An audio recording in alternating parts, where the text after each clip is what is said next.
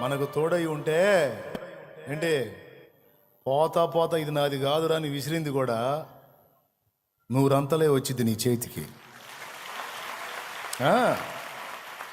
ఆయన కృప మనకు తోడై ఉంటే పోతా పోతా ఇది నాది కాదురా అని విసిరింది కూడా నూరంతలే వచ్చింది నీ చేతికి. ఏందనుకున్నా మరి సామాన్యుడు అనుకున్నైంది.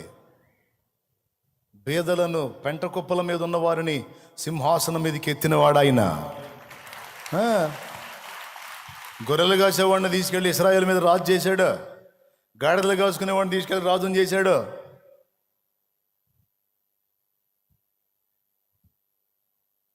ఆయన ఆజ్ఞలను కనిపెట్టాలి, వాటికి భయపడి బ్రతకాలి, దీవించబడాలి, కుటుంబం దీవించబడాలి, వారి భవిష్యత్తు బాగుండాలి. రైట్, దీనికి కూడా అదే చెబుతాడు. నువ్వు నా మాట శ్రద్ధగా విని నా ఆజ్ఞలను గైకొనిన ఎడల నీ సొమ్ము పరుల పాలు కాకుండా నేను చూస్తా, నీ పిల్లలు ఆశీర్వదించబడేటట్టు చేస్తా, నువ్వు హాస్పిటల్లో చుట్టూ తిరిగే పరిస్థితి లేకుండా నేను చేస్తా. నీ సొమ్ము డాక్టర్ల పాలు కాదు. నా మాటి నువ్వు, నా సమయం వచ్చిందనుకో, తీసుకోవాలనుకున్నాను అనుకో, ఒకేసారి తీసుకుంటా. తీసుకునేంత వరకు నీకు మంచి ఆరోగ్యం ఇస్తా. నిండు ముసలితనం మందు నువ్వు కన్ను మూసేటట్టు నేను చేస్తా. అది అవునా ప్రభా?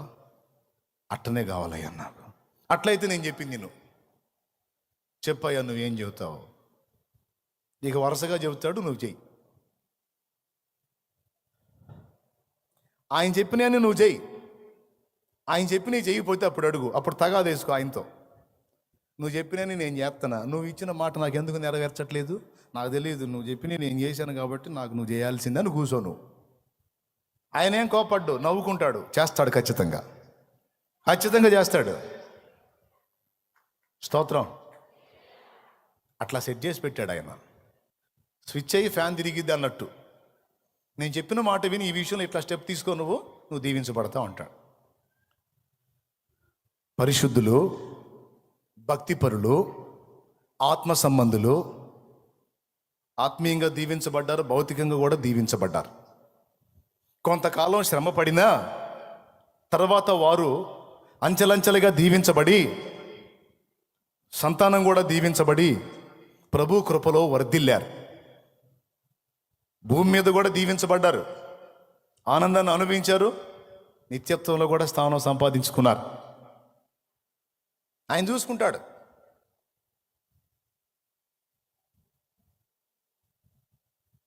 ఇప్పుడు నేను చెప్పినవన్నీ వరుసగా ఉంటాయి, ఇంటికి పోయి చదవండి. ఇప్పుడు చదివేయడానికి టైం లేదు, అందుకే నేను చెప్పేస్తున్నా.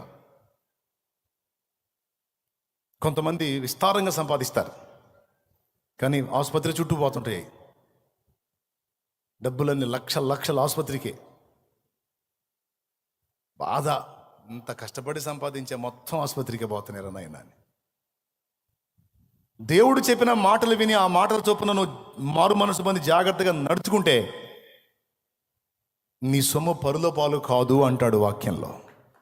నిశ్చయముగా నీ చేతుల కష్టార్జితము నీవు అనుభవించదవు అంటే అర్థం ఏంటో తెలుసా?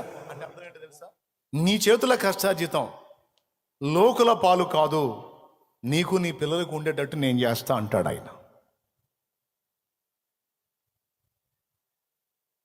అయితే ఇవన్నీ చేయడానికి షరతు ఒక్కటే, నేను చెప్పిన మాట వినాలి, నా ఆజ్ఞల చొప్పున నీ నడతలని మార్చుకోవాలి. అయితే మీరు చెప్పండి, నేను చెప్పిన మాట.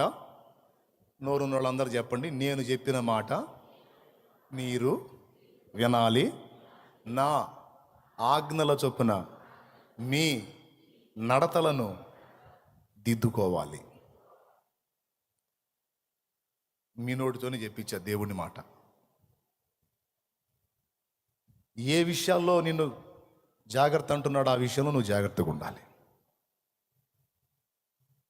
ఏ విషయంలో నిన్ను ముందుకెళ్ళమన్నాడు వెళ్ళాలి, ఏ విషయంలో అది వద్దు అన్నాడో ఆగాలి. అన్న ఇదంతా పాత నిబంధనలో వాళ్ళకి ఇచ్చిన ఈ ఆశీర్వాదాలు ఆజ్ఞలు కదా, కొత్త నిబంధనలో మనకెట్ట వర్తిస్తాయని ఒకవేళ నువ్వు అంటే నీకు సమాధానం చెప్పడానికి యోహాను సువార్త 15వ అధ్యాయం దగ్గరికి పోతా నేను. యోహాను సువార్త 15వ అధ్యాయము 7వ వచనం దగ్గరికి వెళ్తా. ఒకసారి చూడు. నా యందు మీరును ఆ, మీ యందు నా మాటలను నిలిచి ఉండిన ఎడల ఆ, మీకేది ఇష్టమో అడుగుడి, అది మీకు అనుగ్రహింపబడును. అద్దుగో. ఒక్కసారి ఆ మాటను గురించి ఎప్పుడన్నా ఆలోచించారా? పాత నిబంధన ద్వితీయోపదేశ కాండం 28లో ఏమన్నాడు? నా యందు మీరు దృష్టి నిలిపి నా ఆజ్ఞలను మీరు గైకొంటే ఈ దీవెనలన్నీ మీకు సంప్రాప్తించును. నీవు పట్టణములో దీవింపబడదువో, పొలములో దీవింపబడదువో, నీ గంపయు పిండి పీసుకు నీ తొట్టియు దీవించబడును. భూమి మీద ఉన్న సమస్త జనముల కంటే యెహోవా నిన్ను హెచ్చించును. దేశం యొక్క ఉన్నత స్థలముల మీదుగా ఆయన నిన్ను ఎక్కిస్తాడని ఇంకో చోట వాగ్దానం ఉంది. నీవు తలగా ఉండవు కానీ తోకగా ఉండవు అంటాడు ఇక్కడ. నీ మీదికి గట్టుగట్టు వచ్చే శత్రువులు, ఒక్కటై వచ్చే శత్రువులు, అంతా కలిసి ఏకమై వచ్చే శత్రువులు, ఒకే రూట్లో వచ్చిన వాళ్ళు 7 దారుల్లో పరిగెత్తేటట్టు నేను చేస్తా. నువ్వేం భయపడు. కేసేశారా, నీ పక్షాన నేను నిలిచి నువ్వు జయించేటట్టు నేను చేస్తా, వాడు ఓడిపోయేటట్టు నేను చేస్తా. నీకు రావాల్సింది నీ చేతికి వచ్చేటట్టు చేస్తా. నిశ్చయముగా నీ కష్టార్జితాన్ని నువ్వు తింటావు. నీ సంతానం ఆశీర్వదించబడిద్ది. నీవు అనేకులకు అప్పిచ్చేదవు కానీ అప్పు చేయవు. నా మాట విని నా ఆజ్ఞల చొప్పున నువ్వు నడిస్తే, నీ హృదయంలో నా మాటకు స్థానం ఇస్తే నువ్వు ఇలా దీవించబడతావు అన్నాడు పాత నిబంధనలో. కొత్త నిబంధనలో కూడా చూడు. నా యందు మీరును మీ యందు నా మాటలు నిలిచున్న ఎడల మీకేది ఇష్టమో అడుగు. అడగవా, ఏమి ఇష్టం అడుగుతావు అడుగు. చెప్పు, ఏం కావాలి నీకు? అసలు ఎంత మాట అండి అది! ఎంత భరోసా ఇస్తున్నాడు అసలు.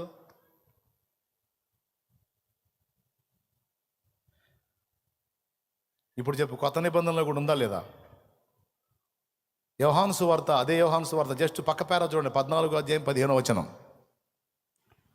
మీరు నన్ను ప్రేమించినడెలా నా ఆజ్ఞలను గైకొందురు. 14వ వచనం కూడా చదువు. నా నామమున మీరు నన్నేమి అడిగినను నేను చేతును. అది ఇప్పుడు ఏం చేస్తారంటే, ముందు 15వ వచనం చదవండి, తర్వాత 14వ వచనం చదవండి.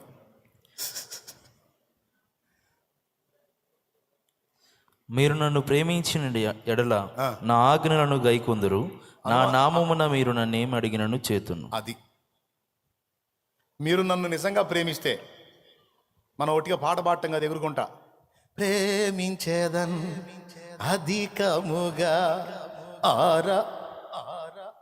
పాట బాగుంది. నిజంగా నువ్వు నన్ను ప్రేమిస్తున్నావా? ప్రేమిస్తే మరి నేను చెప్పి నీ కాకుండా చెత్త వ్యవహారాలనే చేస్తావేరా అంటాడు. మా నిజంగా నువ్వు నన్ను ప్రేమిస్తే నేను చెప్పింది ఏంది, నువ్వు చేసేది ఏంది? చర్చిలోకి వచ్చావు, ఎగిరెగిరి పాడతావు, ఇంటికాడేమో అన్ని నీ మైండ్కి దోచినట్టు చేస్తావు, కానీ నేనేం చెబుతున్నా నువ్వు పట్టించుకోవు. దరిద్రం మొహం వేసుకొని ఎట్లా బాగుపడతాను అంటాడు. నీకేమో వినపడి సాగదు. ఏం చేద్దాం? స్తోత్రం చెప్పండి, కష్టపడి చెప్పండి, పెద్దగా చెప్పండి, పర్లేదు. చర్చిలోనేమో ఆరాధింత నీ కోసం జీవిస్తున్నా, నిన్నునే అమ్మా నిన్నునే ప్రేమిస్తూ. పోయమ్మో, ఎంత ప్రేమ! ఒక్క మాట కూడా ఏందో, ఎంత ప్రేమ! ఒక్క మాట కూడా ఏండో. ఏం ప్రేమ అది? దిక్కుమాలిన ప్రేమ. నిజంగా నువ్వు నన్ను ప్రేమిస్తే నా మాటలను గైకొంటావు. మీరు నన్ను ప్రేమించిన ఎడల నా ఆజ్ఞలను గైకొందురు అన్నాడు. ఒకటే గుర్తు, యేసయ్య చెప్పినవి నువ్వు మానుకొని చెయ్యమన్నవి చేస్తే ఆయన లవ్ చేసినట్టు. అట్లా కాకుండా నీ ఇష్టం వచ్చిన గడ్డి తినే చేష్టలన్నీ చేసుకుంటా, అడ్డదిడ్డమైన బతుకుంటా, చండాలంగా ప్రవర్తిస్తా, తెలిసి మళ్ళీ వాక్యం తెలియకూడగా తెలిసి కూడా మూర్ఖంగా ప్రవర్తిస్తా, ఎట్లా వచ్చింది?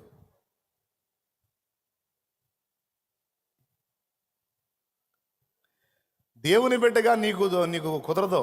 ఒకసారి ఒక దైవజనుడు చెప్పాడు, ఒక ఇంటికి విజిటింగ్కి వెళ్ళాడంట. ఇంటికి విజిటింగ్కి వెళ్తే అంత ఆహారం పెట్టి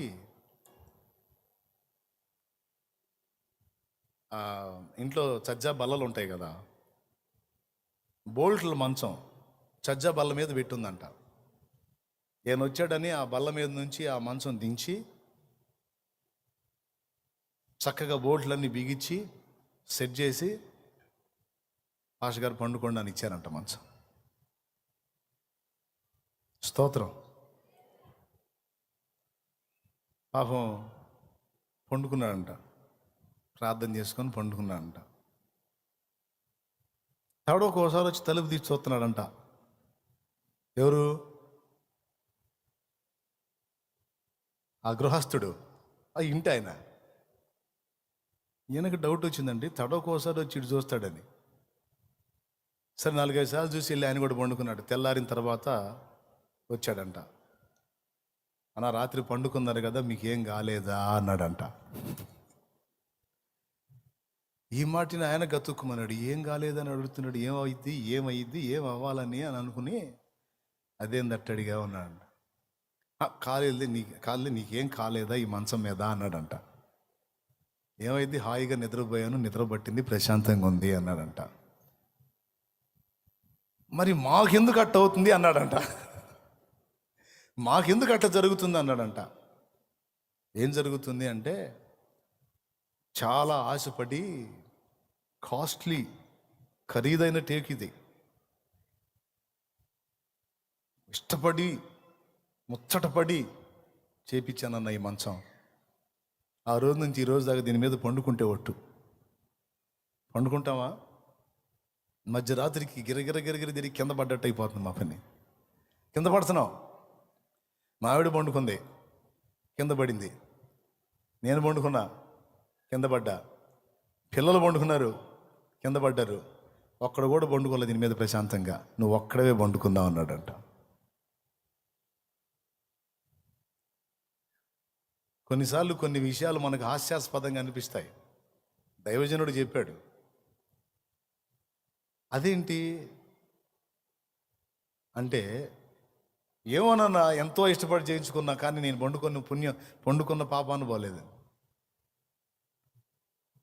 అప్పుడు ఈయన అడిగాడంట, అబద్ధం ఆడకుండా చెప్పు, ఈ మంచం నువ్వు డబ్బులు పెట్టి కొన్నావా, ఇంకో టైపులో వచ్చిందా అన్నాడంట. అప్పుడు కాస్త అటు ఇటు చూసి ఇంకో టైపులో వచ్చిందిలే అన్నా అన్నాడంట. ఇంకెట్ట పండుకుంటారా దాని మీద నువ్వు? ఎవరినో దోచుకొని, ఎవరినో అన్యాయం చేసి, ఎవరినోరో కొట్టి తెచ్చేసావేడ. సమకూర్చుకోవటమే కానీ దాన్ని ఆనందించవు నువ్వు. సమకూర్చుకోవటమే కానీ సంతోషించవు నువ్వు. ఎందుకంటే పరుల కష్టార్జితం నీకు అది ఆశీర్వాదం కాదు, శాపమైతే. న్యాయంగా నీకు దేవుడిచ్చే దానిలో నుండి నీవు ఆర్జించి దాని మీద నువ్వు పండుకుంటే హాయిగా నిద్రపోగలవు. గడ్డి తినే చేష్టాలు, ఏదో పక్కోడి కష్టాన్ని దోచుకొని దానిలో ఆనందించాలని వెతుక్కుంటే ఎట్లా సాధ్యమైతే? శాపమే వెంటాడిద్ది కానీ దీవెన రాదు కదా. దేవుడేం చెప్పాడు? లంచము పుచ్చుకొనవద్దు, దీనులను దోచుకొనవద్దు. దీనుడైనా దరిద్రుడైనా సంపన్నుడైనా అన్యాయార్జితం మంచిది కాదు, నువ్వు దాన్ని స్వీకరించొద్దు. యథార్థంగా నీ చేతుల కష్టం, న్యాయంగా నీకు ఎంత సబబో అంతా నువ్వు పొందుకున్నావు, దానిలో సమస్తము సమకూర్చుకో, మొత్తం నువ్వు అనుభవిస్తావు. ప్రతి విషయంలో అంతే చెబుతాడు. నీ పిల్లలు ఆరోగ్యవంతులై ఉంటారు, మీరు భార్యాభర్తలు ఆరోగ్యవంతులై ఉంటారు, మీ సర్వ శరీరంలో ఉన్న రోగాన్ని ఆయన తొలగిస్తాడు. షరతు ఒక్కటే, మాట వినాలి. ఆయన నీతో చెప్పినది నువ్వు చెయ్యాలి. ఆయన మాటల్ని శ్రద్ధగా వెతుక్కోవాలి. సిటీ స్టడ్ అనేటువంటి దైవజనుడు నిండు వృద్ధాప్యంలో దీపపు కాంతిలో బైబిల్ చదువుతున్నాడంట. దీపపు కాంతిలో. మీలాంటి వ్యక్తి ఒకడు పోయి అడిగాడంట, అయ్యా మీ జీవితంలో ఇప్పటికీ ఎన్నోసార్లు బైబిల్ చదివి ఉంటారు, అనర్గళంగా మాట్లాడగలుగుతారు, ఇంత కష్టపడి ఇంత రిస్క్ చేసి చదువుతున్నారు అక్షరం, ఎందుకయ్యా తెలుసు కదా మీకు అంటే, నేను జనాలకి చెప్పాలని ఒక సబ్జెక్టు ప్రిపేర్ అవ్వాలని చదవట్లేదయ్యా.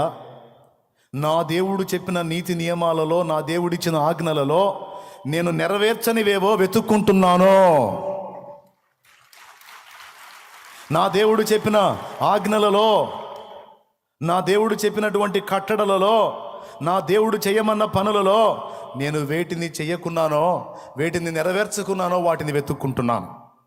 నా ఊపిరి ప్రభు తీసుకోకముందే, నా ప్రాణం పోకముందే, నేను దేవుని రాజ్య ప్రవేశం గావించకముందే సాధ్యమైతే వాటిని కూడా నెరవేర్చి ప్రభు దగ్గరికి వెళ్ళిపోవాలి.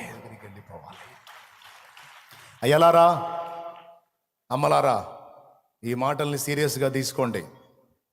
నువ్వు ఎంత ప్రతికూలతలో ఉన్నా కలత చెందొద్దు. కొంతమంది బాధ, మా కష్టార్జితం అంతా లాయర్లు తింటున్నారని కొంతమంది ఏడుస్తారు. నా కష్టార్జితం అంతా వడ్డీలు కట్టుకొని సరిపోతుందన్నని కొంతమంది ఏడుస్తారు. నా కష్టార్జితం అంతా డాక్టర్ల పాలైపోతుందయ్యా అని కొంతమంది ఏడుస్తారు. నా కష్టార్జితం అంతా ఊహించని రీతిలో అన్యాయంగా పోతుందయ్యా అని కొంతమంది ఏడుస్తారు. దేవుని వాక్యం ఏం చెప్తుందంటే, నిశ్చయముగా నీ చేతుల కష్టార్జితము నీవు అనుభవించదవు అని మాట్లాడుతుంది. అనుభవించకుండా పరుల పాలైపోతుందంటే ఎక్కడో తేడా జరుగుతుంది. ఆ తేడాన్ని సరి చేసుకోవాలి, దిద్దుకోవాలి. ఇతరులను అన్యాయముగా దోచుకొనుట శాపానికి కారణం. నువ్వు అనుభవించలేకపోవడానికి కారణం. లంచము పుచ్చుకొనుట, నువ్వు పొందినవి అనుభవించలేకపోవడానికి కారణం. ఒక దేవుని సంబంధిగా నీకు అది తగదు. మూడవది, బీదలకు చెయ్యి చాపకుండా కొరచ చేయటం ద్వారా నువ్వు అనుభవించలేకపోవడానికి కారణం. దేవుడు నీకు సమృద్ధిని ఇస్తాడు. ఎందుకో తెలుసా? అప్పనంగా నువ్వు నేను మనం తిని తిరగడానికి కాదు, మనకు సమృద్ధిని ఇచ్చేది. బాగా వినండి ఈ మాట. నన్ను బాగా దీవించాడు బ్రదర్, నన్ను బాగా దీవించాడు అంటుంటాడు ఒక్కొక్కటి నిలబడి. ఎందుకురా నిన్ను దీవించి తగలబెట్టనా? నన్ను బాగా దీవించాడు బ్రదర్. ఎందుకు దీవించాడు? 10 మందికి చెయ్యి జాపమని దీవించాడు నిన్ను. దిక్కులేని వారికి, దీనులకి, దరిద్రులకి నీ పిడికిలి విప్పమని దీవించాడు. మిద్దె మీద మిద్దెగడ్డి అప్పనంగా నువ్వు తిని దొర్లాడమని కాదు, సాటి వారి పట్ల కనికరం చూపమని, ప్రేమ చూపమని, వారికి ఇంత సాయం చేయమని దేవుడు నిన్ను ఆశీర్వదించాడు. కానీ కొంతమంది బుద్ధి ఎట్లుంటుందో తెలుసా? దేవుడు దీవించే కొద్ది పిసినుగొట్లుగా మారిపోతారు. దేవుడు దీవించే కొద్ది ఇంకా దరిద్ర మైండ్లు వచ్చేస్తాయి. ఏ దీవెన లేనప్పుడు కాస్త కూస్తో పక్కనోడిని కనికరించే బుద్ధి ఉంటుంది. దేవుడు ఆశీర్వదించడం మొదలుపెట్టిన తర్వాత బిగసకపోతాడు. ఇక నువ్వు అనుభవించలేకపోవడానికి, నీ కష్టం పరులపాలైపోవడానికి ఇది కూడా ఒక కారణం. దీన దరిద్రులకు చెయ్యి చాపకపోవటం. సోదరా, వింటున్నారా? దేవుడు ఏం చెప్పాడు? క్లియర్గా చెప్పాడు. 5వది, దేవుని పని జరుగుతుంది. దేవుని కొరకు ఇవ్వడానికి నీకు స్తోమత ఉంది. నశించిపోతున్న ఆత్మల రక్షణార్థమై సువార్త పరిచర్య జరుగుతుంది, సంఘ స్థాపనలు జరుగుతున్నాయి, మందిర నిర్మాణాలు జరుగుతున్నాయి, దైవ సేవ జరుగుతుంది. ఇవన్నీ నీకు తెలుసు. తోడ్పడటానికి దేవుడు నీకు సమృద్ధిని ఇచ్చాడు. నువ్వేం దరిద్ర కొట్టు స్థితిలో లేవు, చేతిలో ఎదురు వాళ్ళకి చాపే స్థితిలో లేవు, ఇచ్చే స్థితిలో ఉన్నావు. ఉన్నప్పుడు నువ్వు రక్షింపబడ్డావు. ఎవరో కష్టపడి వాళ్ళ జీవితాలని, వాళ్ళకున్న ఆస్తులు అంతస్తులను అమ్ముకొని నీ ప్రాంతానికి వచ్చి నీ కోసం త్యాగం చేసి నీకు సువార్త చెబితే విని రక్షణలోనికి వచ్చావు. ఎవరి త్యాగమో నీ రక్షణ. నీకు సువార్త అందింది. మరి ఇతరులకు సువార్త అందడానికి, ఇతరుల ఆత్మలు బలపడటానికి నీ వంతు త్యాగం అక్కర్లేదా? పెద్దగా చెప్పండి. అవసరమా? అవసరం లేదా? ఇచ్చే స్తోమత నీ దగ్గర ఉన్నప్పుడు, చేసే కెపాసిటీ నీ దగ్గర ఉన్నప్పుడు, నువ్వు దేవుని ఎదుట చెయ్యి కొరత చేసినప్పుడు ఏ విధంగా దీవించబడతావు? నువ్వు ఎలా అనుభవించగలుగుతావు? ఒకసారి ఆలోచన చేయి. లోక సంబంధమైన దానికి ఎంతైనా వెచ్చిస్తారు. నశించిపోతున్న ఆత్మల రక్షణ కోసం యథార్థంగా జరుగుతున్న దేవుని పనిలో దాతృత్వంతో దేవుని కొరకు చెయ్యి చాపడానికి మనస్సు రాదు. అలాంటి మనస్సు లేనప్పుడు పొందింది ఎంతవరకు అంతవరకు ఆగిపోయింది. ఇంకా అదనంగా నువ్వు దీవించబడలేవు, నీ పిల్లలు దీవించబడలేరు. నీవు ఆశీర్వదించబడి ఇంకా అభివృద్ధి చెందాలన్నా, నీ సంతానం ఆశీర్వదించబడి అభివృద్ధి చెందాలన్నా, జరుగుతున్న దేవుని పనిలో నీకు ఇచ్చిన శక్తి మేరకు, శక్తికి మించి నువ్వు దేవుని ఎదుట నీ పిడికిలి విప్పాలి, నీ చెయ్యి చాపాలి. హలో, పైసలను ఆశించి, నీ వెండి బంగారాలు ఆశించి, నీ సమృద్ధిని ఆశించి నేను ఈ మాట చెప్పట్లా. నేను దానోడిని కాదని మీకు తెలుసు, కానీ ఈ విషయాలు చెప్పకపోతే మీరు దరిద్రులై ఉంటారు. దేవునికి ఇవ్వటం, దేవుని పనికి ఇవ్వటం, పరిచర్యకి ఇవ్వటం, ఆత్మల రక్షణ కోసం ఇవ్వటం, సువార్త సేవ కోసం ఇవ్వటం, మందిర నిర్మాణం కోసం ఇవ్వటం, సంఘం కోసం ఇవ్వటం అనేది నేను మీకు నేర్పకపోతే మీరు దరిద్రులై ఉంటారు. అది నేను నేర్పితే, ఇవ్వటం అనేది నేర్పితే బిడ్డ తరం దీవించబడతారు.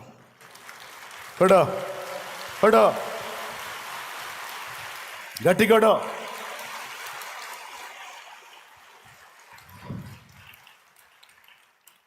దీవించబడతారు. పాత నిబంధనలో దశమ భాగం అన్నాడు. క్రొత్త నిబంధనలు ఏమన్నాడో తెలుసా? ఒకడిని నేను ఎంత ఆశీర్వదిస్తానో ఆ ఆశీర్వాదం కొలది తోడ్పాటు అందించాలన్నాడు. పాత నిబంధన మలాకి గ్రంథం 3వ అధ్యాయంలో 8వ వాక్యంలో 8వ వచనంలో, మానవుడు దేవుని యొద్ద దొంగిలునా, కానీ మీరు దొంగిలిస్తానే ఉన్నారు అన్నాడు. చూడు ఒకసారి. పాస్టర్లో కూడా వర్తిస్తుంది ఇది. మెయిన్ బ్రాంచి నుంచి ఆయా ప్రదేశాలకు వెళ్ళి సంఘాలు కట్టి సేవ చేస్తున్న దైవ జనాంగానికి కూడా వర్తిస్తుంది. ఎంతమంది ఈ వర్తమానం వింటారో చూస్తా. వెళ్ళి దేవుని సేవ చేస్తున్నారు. దేవుడు మీ చేతికి ఇచ్చిన ప్రతి దానిలో నుండి కనీసం వర్ధిలను కొలది కాస్త పక్కన పెట్టినా కనీసం 10వ వంతు అయినా సరే మెయిన్ బ్రాంచికి రావాలి. ఇంకొకటి చెప్తున్నా, సేవకులకి గతంలో ఒకసారి ఒక ఆలోచన చెప్పా. ఆ దశమ భాగమే నీకు మిగిలితే 3 రోజులకి ఆహారం అదనంగా దొర్లిద్ది అని నువ్వు అనుకుంటే, నేను రేపు దేవుని చిత్తం అయితే చెప్దాం అనుకుంటున్నాను, చెప్తా అది కూడా. లేకపోతే ఇప్పుడు లైవ్లో వింటారు కాబట్టి వాళ్ళు కూడా, సేవకులు తర్వాత వింటారు, వాళ్ళు కూడా వినాలి చెప్తున్నా. 1000 రూపాయలు నీ దశమ భాగం అనుకో సేవకుడా. నువ్వు ఇచ్చే 1000 రూపాయలు, ఆ 1000 రూపాయలు నీకు నెల మొత్తం రాదు. కానీ నీవు పద్ధతిని పోగొట్టుకోకుండా, దేవుడు చెప్పిన క్రమమును మేరకుండా, నీకు దేవుడిచ్చిన దానిలో నుండి 10వ వంతు నువ్వు తీసుకొచ్చి ఇక్కడ వెయ్యి. అవసరమైతే 2000 తీసుకొని పో. అడిగి, నాకు ఆహారాన్ని కొదువై ఉంది, అక్కడ సంఘం చిన్నగా ఉంది, సంఘం నన్ను పోషించే పొజిషన్లో లేదు, కాబట్టి నాకు నెల మొత్తం నడవడానికి, నా భార్య పిల్లలు తిని సేవ చేయడానికి నాకు కొంచెం కష్టంగా ఉంది అని నువ్వు అంటే, కొంత రైస్కి, ఆహారానికి, కొంత ఇతర ఖర్చులకి అవసరమైతే నీ దశమ భాగం ఏ అయితే నువ్వు అవసరమైతే 3000 తీసుకొని పో. కానీ పద్ధతి మాత్రం నేర్చుకో. దేవుని సన్నిధిలో కృతజ్ఞతాపూర్వకంగా నీకు ఇచ్చిన దానిలో నుండి ఇవ్వటం అనేది నేర్చుకోవాలి. అది ఒక పద్ధతి, ఒక క్రమం. జరుగుతున్న సేవా పరిచర్య ఎంతో మీకు తెలుసు. మీకు దేవుడు ఒకవేళ కృప చూపుంటే, ఇక్కడే కాదు లైవ్లో వింటున్న వాళ్ళు కావచ్చు, తర్వాత వినబోతున్న వాళ్ళు కావచ్చు, ఎవరైనా సరే దేవుని కొరకు త్యాగపూరితంగా ముందుకు రావాలి, నేర్చుకోవాలి. ఆ విధంగా దేవుని ప్రేమించి, పరిశుద్ధుల్ని ప్రేమించి, దైవ జనాంగాన్ని ప్రేమించి, పరిచర్యకు తోడ్పాటు అందించడానికి దాతృత్వంతో పిడికిలి విప్పేవాళ్ళు దరిద్రులుగా లేరు. వాళ్ళు దీవించబడ్డారు, వారి సంతానం కూడా దీవించబడింది. దీనికి ఎన్నో సాక్ష్యాలు ఉన్నాయి. సో మనం దీవించబడకపోవడానికి ఇవ్వమన్న చేతిని మనం కొరత చేయటమే మన దరిద్రత కారణం. మనం అనుభవించలేకపోవడానికి కారణం. ఎంతమందికి అర్థమైంది? రైట్. ఇంకా చెప్తా. ఇప్పుడు 5 చెప్పా, మరి రాసుకున్నారో లేదా వదిలేశారో నాకైతే తెలియదు. ఇంక నేను మళ్ళీ చెప్పను, వరుసగా చెప్పుకుంటూ వచ్చా. దీన దరిద్రులకు అన్యాయం చేసి వాళ్ళను దోచుకోవటం అనే మొదలుపెట్టి, దేవుని కొరకు ధారాళంగా దాతృత్వంతో పిడికిలి విప్పలేకపోవటం, ఉండి కూడా దేవుడికి ఇస్తే నాకేం వచ్చిద్దని భద్రం చేసుకోవటం వలన ఆ ఆశీర్వాదం అక్కడే ఆగిపోతుంది, అది ముందుకెళ్ళట్లేదు. అట్లా 5 కారణాలు చెప్పాయి. ఇక 6వ కారణం, దేవుణ్ణి ఎరిగుండి దేవుని మార్గంలో నడుస్తూ కూడా విచ్చలవిడి జీవితంలో కొనసాగుతూ కూడా దరిద్రతకు కారణం నీ సొమ్ము పరుల పాలు కావడానికి కారణం. దేవుడు ఆజ్ఞ చెప్పాడు, త్రాగుబోతులు తిండిబోతులు దరిద్రులగుదురని, వాటి జోలికి పోవద్దు అని చెప్పాడు. కొంతమంది నా దగ్గరకు వచ్చి చెబుతారు, నేను చాలా కష్టపడతాను అన్నయ్య, చాలా సంపాదిస్తా, ఇదేం దరిద్రమో పైసా నిలబడట్లా. ఈ మధ్య అయితే అంతా రివర్సే, ఏదన్నా చెయ్యి ఎదురే వస్తుంది. నేను చెప్తా, మనకి వ్యతిరేకంగా పరిస్థితులు వచ్చినాయి అంటే ఒకటి దేవుని పరీక్ష అయి ఉండొచ్చు, విశ్వాస పరీక్ష, లేకపోతే మన బుద్ధిహీనత కూడా ఉంటుందయ్యా.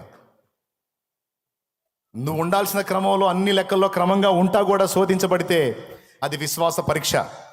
తప్పకుండా రెండింతలుగా దీవించబడబోతున్నావు. ఓకే, మినహాయిస్తే, ఈ పాయింట్ మినహాయిస్తే ఒక్కసారి నీ దగ్గర బుద్ధిహీనమైన వ్యవహారం ఏమైనా ఉందేమో చూసుకో అని కూడా చెబుతా. తప్పుడు వ్యవహారం ఏమైనా ఉందేమో చూసుకోయా. మన మన మన కష్టార్జితం లోగుల పాలు కావడానికి అది కూడా ఒక కారణం. దేవుడు చెప్పిన మాట వినకుండా దరిద్రులుగా మనం నిలిచిపోవడానికి అదొక కారణం అని చెప్పా, చాలామందికి చెప్పా. అందులో ఒక కారణం, తిండిబోతులు త్రాగుబోతులు దరిద్రులగుదురు అన్నాడు. త్రాగుడు అనే ఒక కళ పుట్టితే చాలు, ఇక దరిద్రం ఎదురొస్తుంటుంది. పాపం ఇక్కడ కూర్చున్న వాళ్ళు, లైవ్లో వినేవాళ్ళు ఎవరన్నా మాస్టర్లు ఉంటే మండుతుంటుంది నన్ను చూస్తే. మా జోలికి కూడా వస్తుంటాడు వీడని నేను ఉన్న సంగతి చెబుతున్నా. నా మాట చెప్పట్లా, సామెతల్లో ఉన్న మాట చెప్తున్నా. త్రాగుడు కూడా దరిద్రత కారణం. అదే నేను తాగితే దరిద్రం వచ్చింది అంతే, నాకేం తెలుసు, వాక్యం చెప్పాడు, ఇంకా అంతే నోరు మూసుకొని నమ్మాలా. బాగుపడాలంటే ముందు ఆ దరిద్రపు అలవాటు మానుకో. విచ్చలవిడి వ్యభిచార జీవితం శాపానికి అది కూడా ఒక కారణం. కుటుంబంలో ప్రతికూలతలు రావడానికి, దరిద్రత వెంటాడటానికి, ప్రతికూలతలు ఎదురుగావటానికి తెలిసి తెలిసి విచ్చలవిడిగా విశృంఖలత్వంగా పాపం చేయటం. ఎంత బరితెగింపంటే కొంతమందికి చెప్పలేము, అసలు అంత మిడివేలంగా ఉంటారు.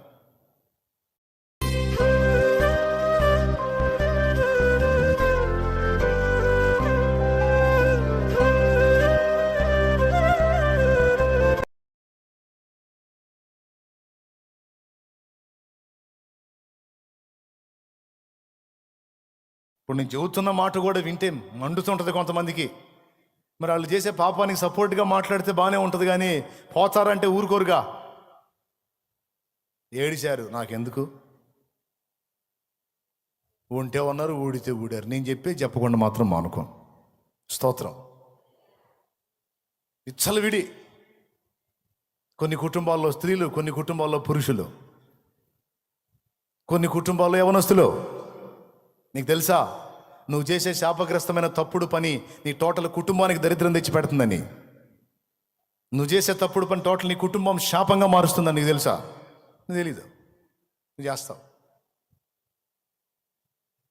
కానీ నీ ఒక్కడి తప్పు మొత్తానికి చుట్టుకుంటుంది, నీ ఒక్కదాని దోషం మొత్తానికి చుట్టుకుంటుంది. అదే మార్చుకోవాలి. ఇంట్లో ముగ్గురు పనికిమాలలో ఒకళ్ళన్నా భక్తిపరులు ఉండాలి. వాళ్ళు మిగిలిన వాళ్ళని కంట్రోల్ చేయడానికి ప్రార్థన చేయాలి. సాధ్యమైతే వారికి చెప్పి హెచ్చరిక చేసి జాగ్రత్త చేయాలి. కొంతమంది దరిద్రులుగా మారిపోవడానికి, వాళ్ళ కష్టార్జిత పరుల పాలు అయిపోవడానికి, పనికిమాల వాటి చుట్టూ తిరిగే పరిస్థితులు ఏర్పడడానికి ఇది కూడా ఒక కారణం. విచ్చలవిడి పాపం. నా యందు మీరును, మీ యందు నా మాటలు నిలిచిన ఎడల మీకు ఏది ఇష్టమో అడగండి, నేను చేస్తా అన్నాడు. నేను పొందుకున్నా, అన్నీ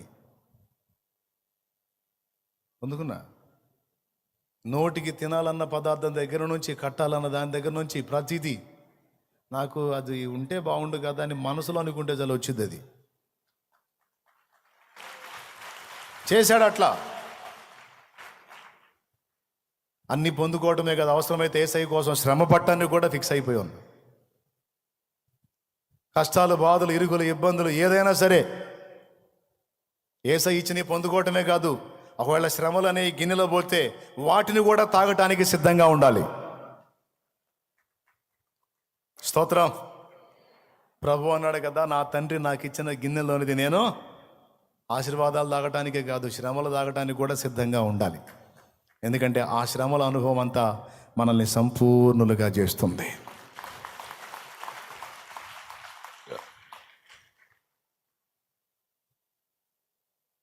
అడవిలో విశ్వాసం చెప్పింది నాకు. అడవిలో విశ్వాసం చెప్పింది. వాళ్ళు ఉన్న గూడెంలో ఆమెకున్న స్థలం మందిరానికి ఇచ్చిందంట. అంతకుముందు కాపుసారాగా సమ్మేవాళ్ళంట, ఆపేసిందంట. అమ్మ, అడవిలో ఉంటున్నారు, మీకు ఏదన్నా రోగమైనా నొప్పి అయినా మరి దగ్గరలో ఊళ్ళు లేవు కదా, ఎట్ట చేస్తారంటే, ఎందుకు వస్తాయన్నా అని అడిగింది. అదేందమ్మా, శరీరం ఉన్నప్పుడు వస్తాయి కదంటే, అన్నా వస్తాయన్నా, వచ్చిందా ఆయన స్వస్థపరుస్తాడు. మనం ఒకళ్ళ నోరు కొట్టట్లా, ఒకళ్ళ కడుపు కొట్టట్లా, విచ్చలవిడి దరిద్రగొట్టు పనులు చేయట్లా, ఆయన మాట చొప్పున బతుకుతున్నాం. ఎట్ట బానిస్తాడన్నా, మన కష్టార్జితం లోకుల పాలు ఎట్లా కానిస్తాడన్నా, పానీడన్నా, మనది మనకే నిలుపుతాడు. నాకున్నదే అది గూడెంలో ఇచ్చేసానన్నా, ఏసైకే ఇచ్చేసా. మందిరం కట్టారు, ఇప్పుడు అందులో ఆరాధన జరుగుతుంది. ఇంకేం కావాలి నా జన్మకే?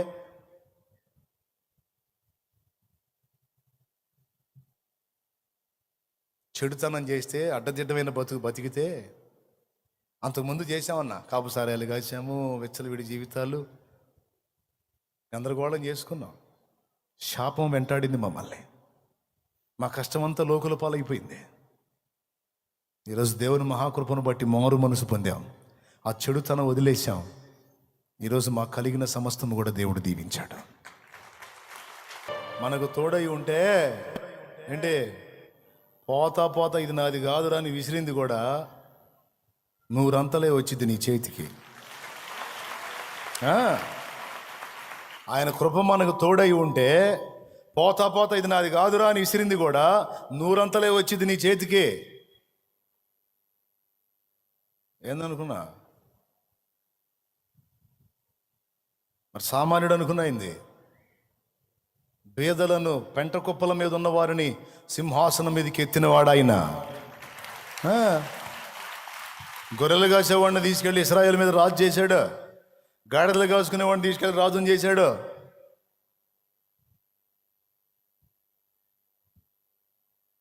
ఆయన ఆజ్ఞలను కనిపెట్టాలి, వాటికి భయపడి బ్రతకాలి, వాటి విషయంలో మనల్ని మనం సరిచూసుకోవాలి. ఆ ఆజ్ఞలన్నిటినీ గైకొని నీవు బ్రతికితే మొట్టమొదటి మాట, నీవు ప్రతిష్ఠిత జనంగా ఉంటావన్నాడు. రెండో మాట, నేను తలగా నియమిస్తాను, తోకగా ఉండవు నువ్వు అన్నాడు. మూడో మాట, నువ్వు పైవాడుగా ఉంటావు కానీ కిందవాడుగా ఉండవు అన్నాడు. నాలుగో మాట, సమృద్ధి దొరుకుతుంది అన్నాడు. నేను ఇక్కడ దేవుని వాక్యం చూపిస్తే శ్యామ్ మొత్తం రాసుకున్నది తెచ్చి నా ముందు పెట్టాడు. ఇక మిగిలిన మీరు రాసుకోండి. ఇంకా చాలా ఉన్నాయి, రాసుకున్నాడు. అది తెలివి, టపా రాసుకున్నాడు. పట్టణంలో దీవెన, పొలంలో దీవెన, సమృద్ధితో నింపబడతావు. గర్భఫలము సంబంధమైన దీవెన, నీ పని, వ్యాపార, ఉద్యోగ సంబంధమైన దీవెన, కరువులేమి, సమృద్ధి నివాసం, ఇంట సమృద్ధి నివాసం. అలాగే శత్రువులు నీ ఎదుట నిలవలేరు. నువ్వు లోపలికి వచ్చినప్పుడు దీవించబడతావు, వెలుపలికి వెళ్ళినప్పుడు దీవించబడతావు.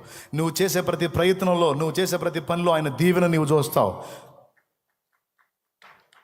నువ్వు దేవుని నామాన్ని బట్టి భయపడి ఆశీర్వదించబడిన జనాంగంగా ఉంటావు.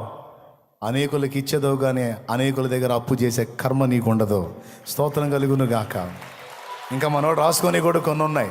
భూజనులందరికంటే ఆయన నిన్ను హెచ్చిస్తాడు. దేశం యొక్క ఉన్నత స్థలముల మీద నిన్న ఆయన ఎక్కిస్తాడు. మంచి ఖ్యాతిని, పేరును నీకు రప్పిస్తానని వాగ్దానం. ఇన్నున్నాయి వాగ్దానాలు. అబ్బా, ఇవన్నీ నాకు కావాలి ఏసయ్య అంటే, మరి నేను చెప్పిన మాట ఇన్నమ్మా అంటాడు ఆయన. అదొక్కటి వద్దులే నాయన అంటే అటు కుదిరిద్దాయా? ఇక నుంచి సాధన చేయండి, ఆయన మాటకు లోబట్టం ఇప్పటి నుంచే మొదలు పెట్టండి. మారు మనసు పొందకపోతే ఈరోజు మారు మనసు పొందండి. బాప్తిస్మం పొంది పాపాలు గడిగేసుకొని నా బిడ్డవగా అమ్మని పిలుస్తున్నాడు.